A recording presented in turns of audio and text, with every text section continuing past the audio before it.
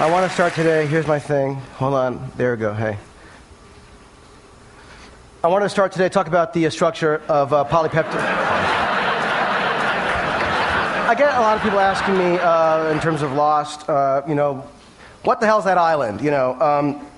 It's usually followed by, seriously, what the hell's that island? Why so many mysteries? What is it about mystery that I seem to be drawn to? And I was thinking about this, what to talk about at TED, when I talked to the kind rep from TED, and I said, listen, what should I talk about? He said, don't worry about it, just be profound. And I took enormous comfort in that, so thank you if you're here. I was trying to think, what do I talk about? It's a good question. Why do I do so much stuff that involves mystery? And I started trying to figure it out. And I started thinking about, well, why do I do any of what I do? And I started thinking about my grandfather. I loved my grandfather. Harry Kelvin was his name, my mother's father. He died in 1986. He was an amazing guy. And one of the reasons he was amazing, after World War II, he began an electronics company. He started selling surplus parts, kits to schools and stuff.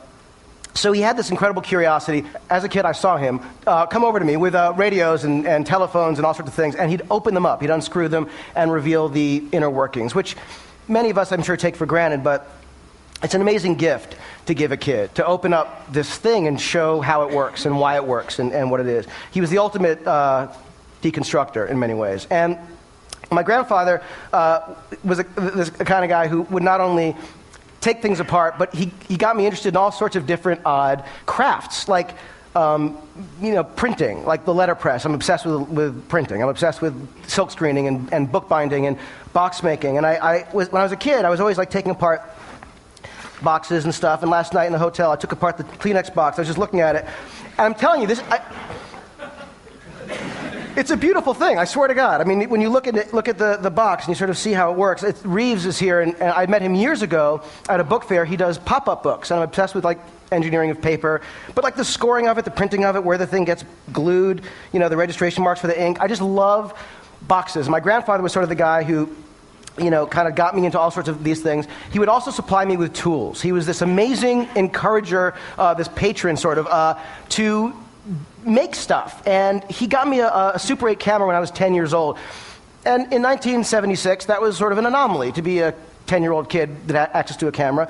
And, he was so generous. I couldn't believe it. He wasn't doing it entirely without some manipulation. I mean, I would call him and I'd be like, listen, Grandpa, I really need this camera. You don't understand. This is I want to make movies. I'll get invited to TED one day. This is and my grandmother was the greatest, because she'd be she'd get on the phone and she'd be like, Harry, it's better than the drugs. He should be doing this. She was fantastic. So I found myself getting this stuff thanks to her assist, and suddenly, I had a synthesizer when I was 14 years old, this kind of stuff, and it let me make things, which to me was sort of the dream. He sort of humored my obsessions with other things too, like magic. The thing is, we'd go to this magic store in New York City called Lou Tannen's Magic.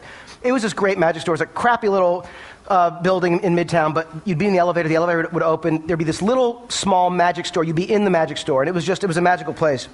So I got all these sort of magic tricks. Oh, here, I'll show you this kind of thing. So it'd be right? Which is good, but now I can't move. Now I have to do the rest of the thing. I'm like this. I'm like, oh, wow, look at my computer over there. Anyway. So one of the things that I bought at the magic store was this. Tannen's Mystery Magic Box. The premise behind the Mystery Magic Box was the following. $15 buys you $50 worth of magic, which is a savings. Now, I bought this decades ago, and I'm not kidding. If you look at this, you'll see it's never been opened. But I've had this forever. Now, I was looking at this, it was in my office, and as it always is on the shelf, and I was thinking, why have I not opened this? And why have I kept it? Because I'm not a pack rat, I don't keep everything, but for some reason I haven't opened this box. And I felt like there was a key to this somehow, in talking about something at TED that I haven't discussed before and bored people elsewhere. So I thought, maybe there's something with this. I started thinking about it, and there was this giant question mark. I love the design, for what it's worth, of this thing. And I started thinking, why haven't I opened it? And I realized that I haven't opened it because it represents something important to me. It represents my grandfather. Am I allowed to cry at TED?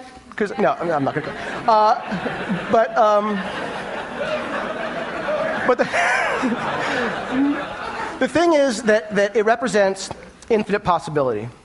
It represents hope. It represents potential. And what I love about this box, and what I realize I sort of do in whatever it is that I do, is I find myself drawn to infinite possibility and that sense of potential. And I realize that mystery is the catalyst for imagination.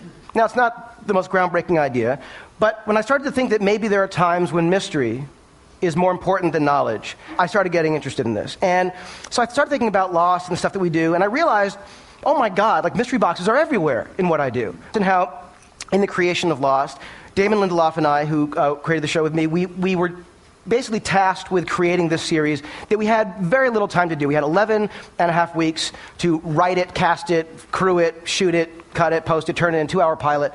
So it was not a lot of time. And that sense of possibility, what could this thing be? There was no time to develop it. I'm sure you're all familiar with those people who tell you what you can't do and what you should change. And there was no time for that, which is kind of amazing. And so we did the show, and for those of you who haven't seen it or don't know, I'm going to show you this one little clip from the pilot just to show you some stuff that we did.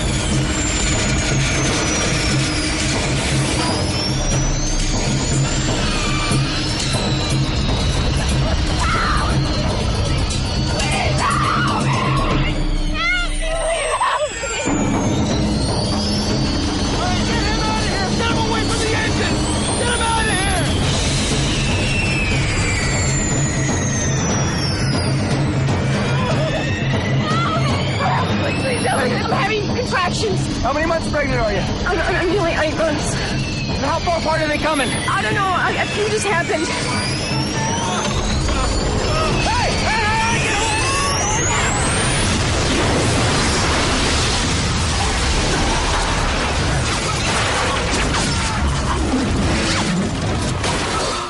Now, 10 years ago, if we wanted to do that, we'd have to kill a stuntman. We'd actually...